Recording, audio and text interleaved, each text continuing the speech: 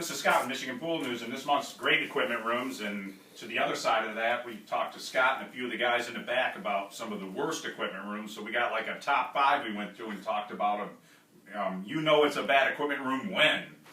So I would say the number one thing when you can tell there's a bad equipment room is when you walk in and you have clutter everywhere. You have beach balls, extra chems, you have storage bins, lawn furniture.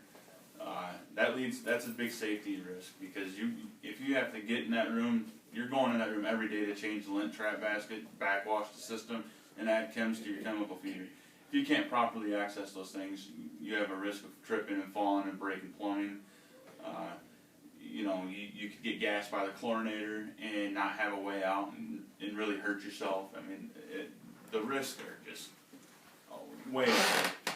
There's just, countless different issues that could happen that could stem from a cluttered pump room. The next thing is a proper ventilation of the equipment room.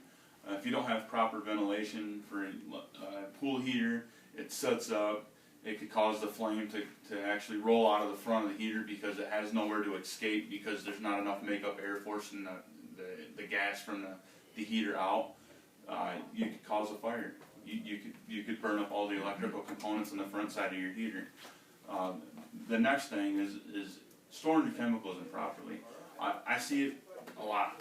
You go into an equipment room, you have empty jugs of acid and chlorine, and you also have cases of fresh chemicals set next to a nice brand new heater or underneath a nice controller. And these things let off a corrosive gas, and that corrosive gas attacks all metals. It corrodes the insides of these controllers. It tears up heat exchangers, copper plumbing, and the other thing is it'll tear up your HVAC system, because 9 times out of 10 these equipment rooms have everything in them, including the building heating and cooling system. you made a good point earlier, though, talking about your lids for your chlorine and acid are vented lids. Those things are venting and out gas. They're made to vent. If you open it up, you'll see a little hole with a little piece of clear plastic on it. That is actually made to expand and let any gas out of that jug, and that's all corrosive gas. It's just keep the pump room clean, free of clutter. You can definitely define a good pool operator by the way the equipment room looks. You walk into an equipment room that's cluttered, you're going to find that 9 times out of 10 the operator just doesn't care as much as somebody that properly maintains an equipment room.